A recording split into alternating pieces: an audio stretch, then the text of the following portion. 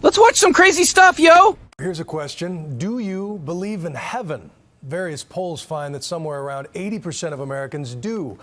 But a Harvard-trained brain surgeon wasn't so sure until he spent a week in a coma and came out with an incredible description of the afterlife.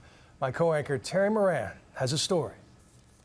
A mild afternoon in Lynchburg, Virginia, and Eben and Holly Alexander are at a high school soccer game cheering on their 14-year-old son, Bond. They are a perfectly ordinary American family with an extraordinary story. They have been touched by a medical miracle and maybe more. I mean, it was impossible after impossible after impossible. Eben Alexander, a Harvard-trained neurosurgeon who was a skeptic when it came to religion, survived a near-death experience, and he now carries the memory of what he says was a journey to heaven, a journey that all his scientific training cannot explain. On November 10th, 2008, Eben awoke with a searing headache. When his wife Holly checked in on him, he was having a tremendous seizure. And I said, say something. And he didn't say anything, so I called 911.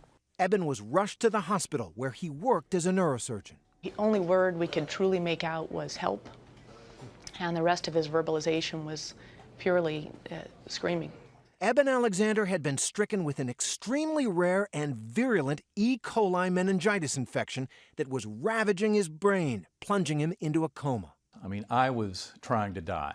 In fact, doctors gave him almost no chance to live and told his family if he did survive, he'd be brain damaged for the rest of his life. His eyes were just off and cocked. It was just like no one was there. Eben believes Holly is right. He wasn't there. Did you go to heaven? Yes.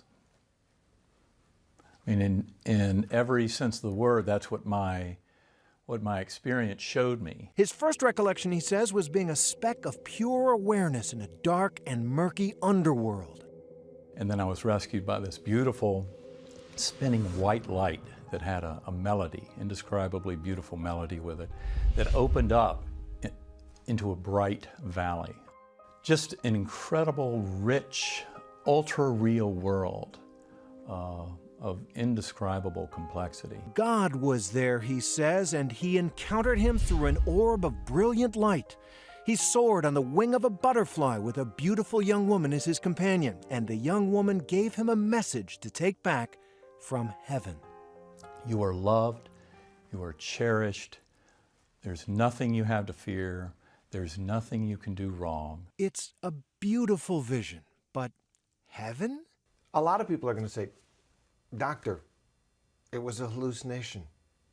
Your brain got zapped by this disease, all the wires got crossed, and you saw a girl on a butterfly wing and you were spinning up in a melody.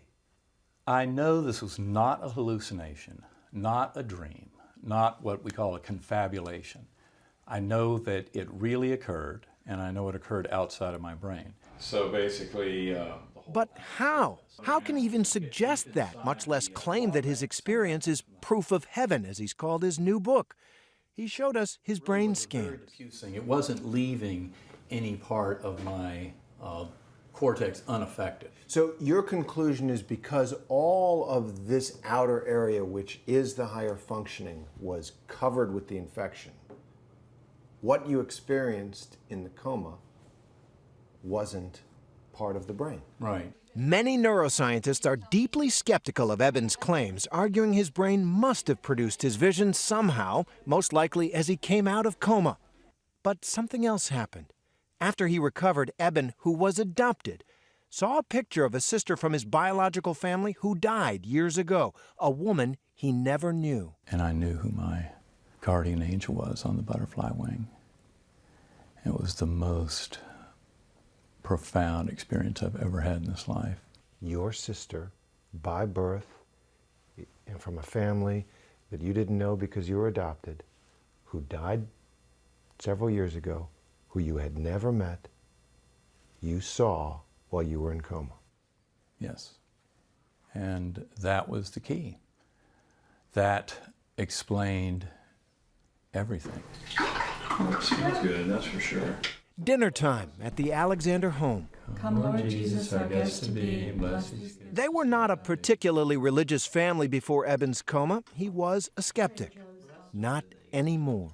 this proves that our soul, our consciousness, our spirit doesn't depend on the existence of the brain and body at all, and easily is actually freed up to a much higher state of knowing when it's freed from this body.